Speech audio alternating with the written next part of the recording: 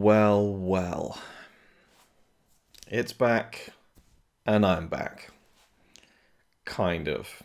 Hello, and welcome to this channel update video, which I haven't even decided what I'm going to say in this video, where I'm going to go with it. It's nothing dramatic, don't worry. But it feels like a new beginning. I'm in my new movie room. I've spent the last 3 months moving all this shit down, and it's still in kind of a disarray at the moment. And this feels weird. Sitting in front of a camera with lights, a microphone, and the whole works feels weird to me because I haven't done it in over 2 months. It's the longest period I've gone for the past 10 years without really filming a video for YouTube. Now, I kind of not so skillfully concealed that on the channel by posting a couple of things in that time period, and I'm going to talk about that a little bit in this video. But I had so many messages from people asking me where I went, why I stopped posting videos regularly, and all I can say is, that's a lie. No one asked me that. No one.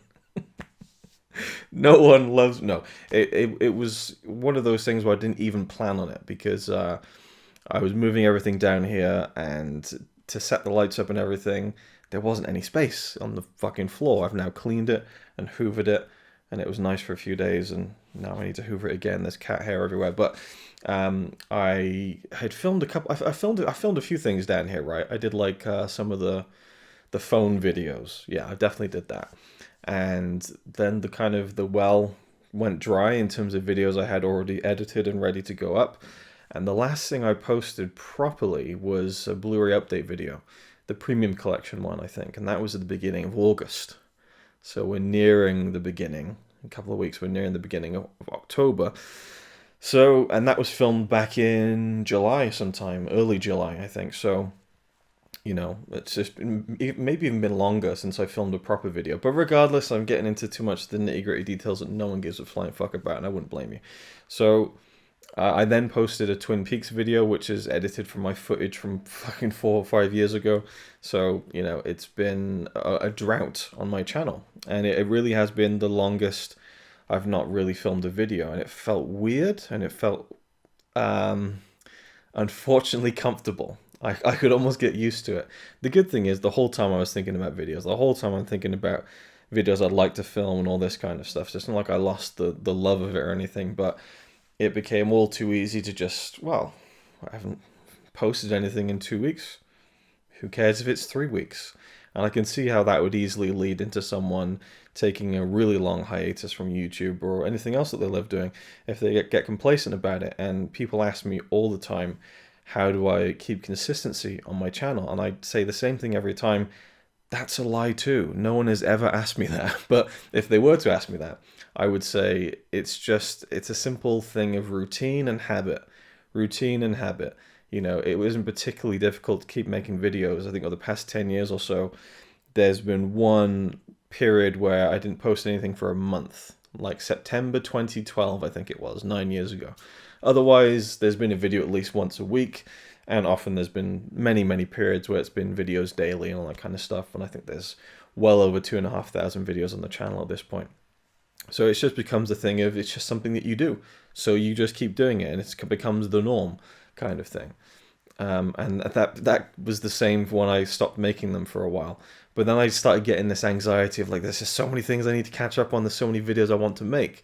So as it is, I have a stack of Blu-rays on the floor, which I'm about to film a video for, of all stuff I've been watching, since I haven't really been making videos that much over the past couple of months. And, you know, I could make a video on 20 or 30 of those, but I don't have the time, especially when I'm like, I feel like I have so much to catch up on, and when I left things, there was so much to catch up on anyway. So that's another thing that it doesn't stress me out, but if I thought about it all the time, it would stress me out.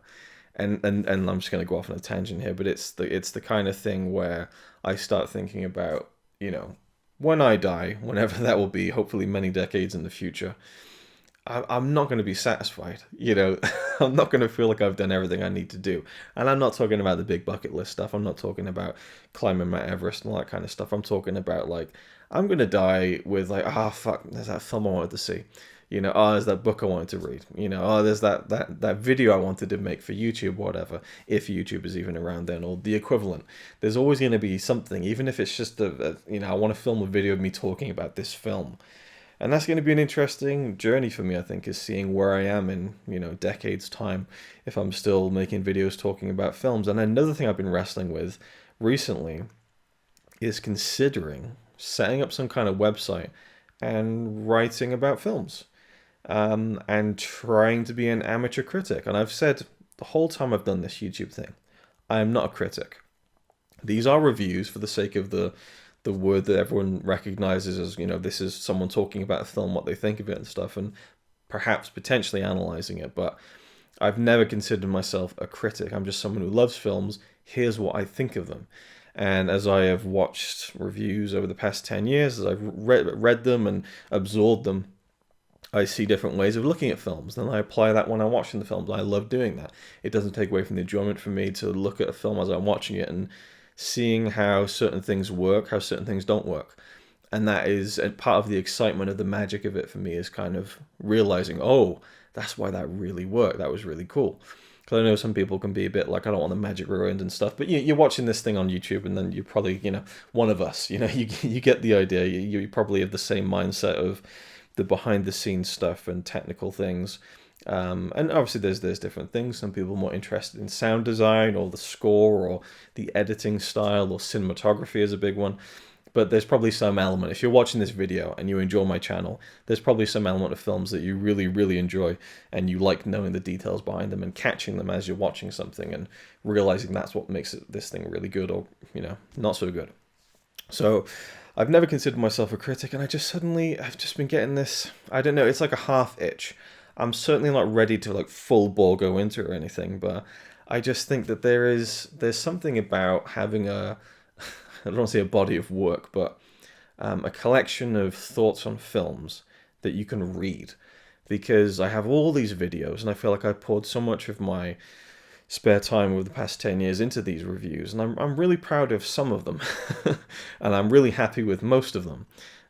You know, so that there's maybe 10 or 20 like reviews I've done where I thought I did a really good job there with summarizing what I thought and giving a good background and things. And I just thought, like, you know, if that was in a written form, that's something people can look at anywhere.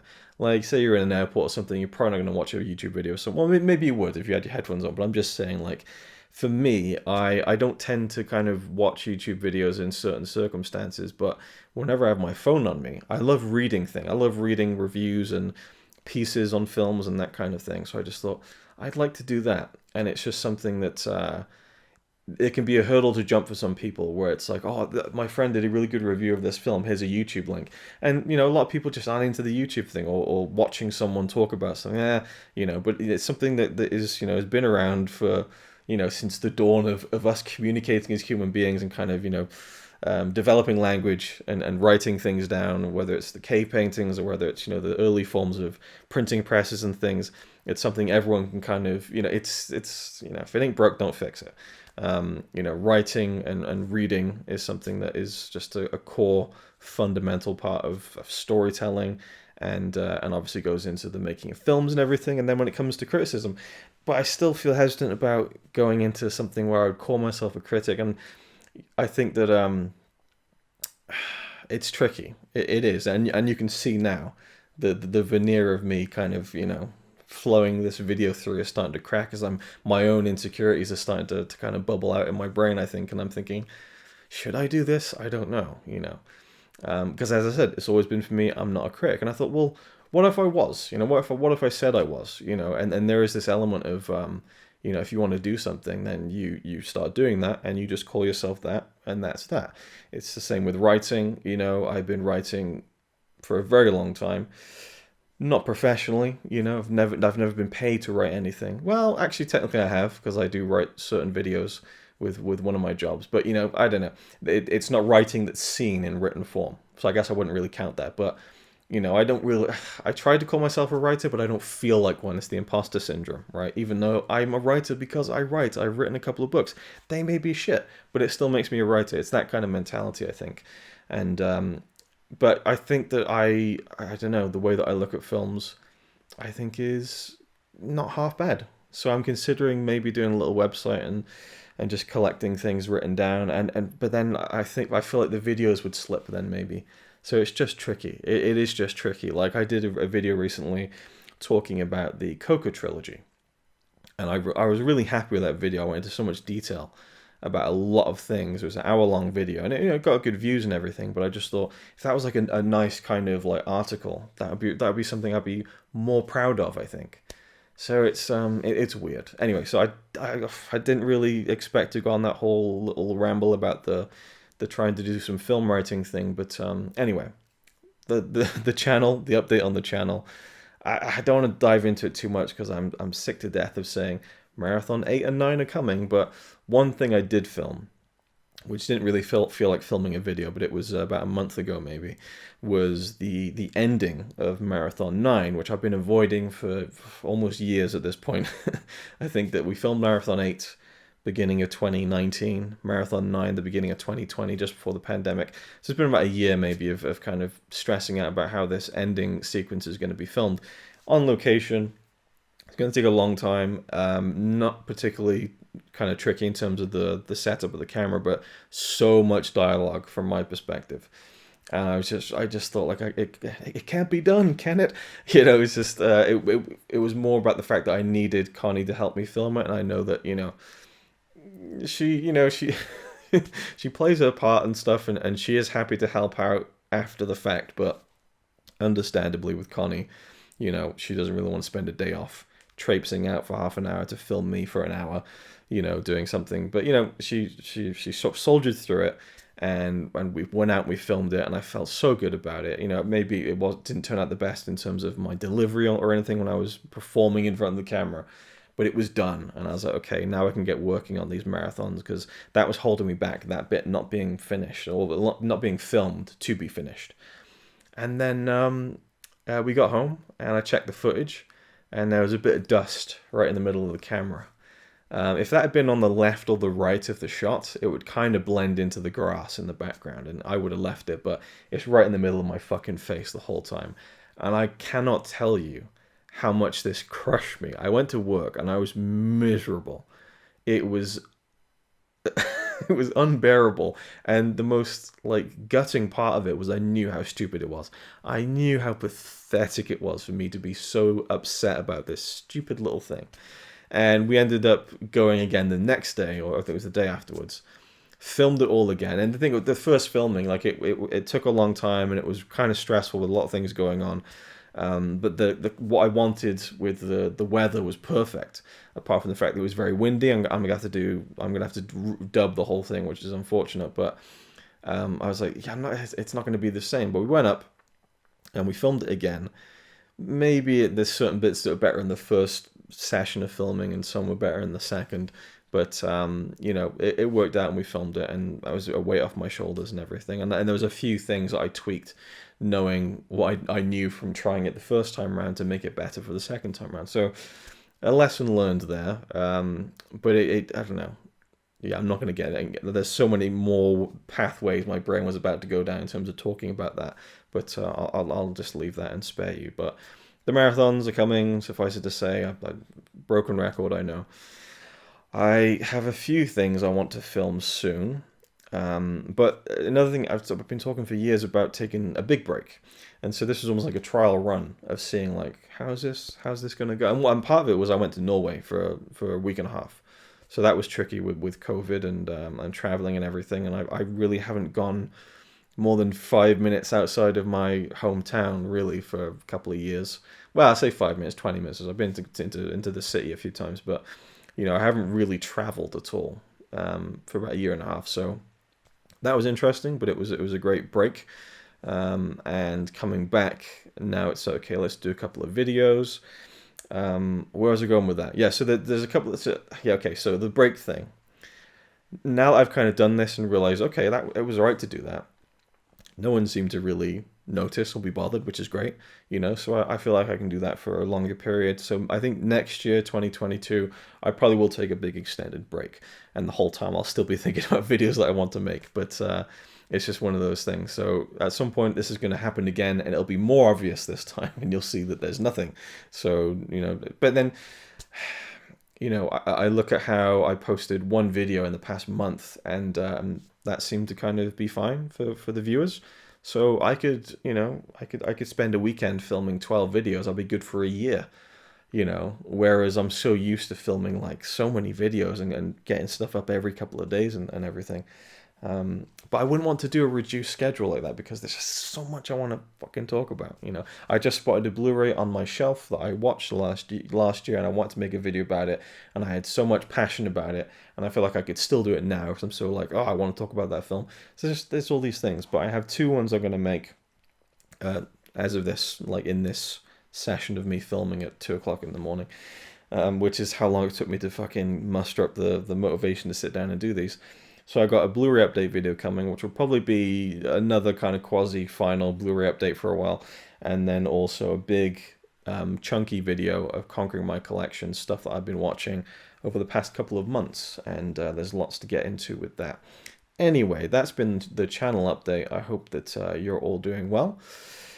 Yeah, just run out of steam now, I guess. I don't know. That was it, the channel update. I enjoy doing these. I like kind of taking stock of things and kind of working through them in real time on camera with no cuts. That's fun. It's nice to know I won't have to edit any of this. Yeah, so that's been the channel update. I think that's pretty much it. And this is the part where I kind of stretch out what I'm saying to try and mask the fact I'm racking my brains to think of something else that I may have missed. There really isn't anything. There'll be more videos. The Blu-ray roulette stuff. Love doing that. I think it was the perfect idea at the wrong time. If I'd had that idea like 3 years ago, it would have been great. But I've actually been more focusing on just picking my own movies, like not doing the roulette stuff, and just I'll talk about that more in the next video. That's a good topic for the next video or the one after that. I don't know when I'll post these things. Anyway, rambling too much. Apologies for the clusterfuck. Thank you for still subscribing, even though I haven't been posting much over the past couple of months, but we'll get some more stuff up soon. Some more Epic Film Challenge 2 stuff, hopefully. I really want to get to episode 300, which has been filmed for over a year, although I want to add something to that. So Epic Film Challenge 2 stuff, a few people do ask me about that. There's like about 10, 15 episodes that have already been done. I'm trying to just fill in that kind of weird gap between 272 and 300 because there are bits and pieces that are already done. I need to fill in all the gaps and then unravel everything and then post the stuff. So thank you for watching, and I'll see you in the next one. It's alright by me. Apart from the fact he throws cans of Carlin into a tree. Yeah, he's really cool. Yeah, he's really cool. But he's not quite as cool as you.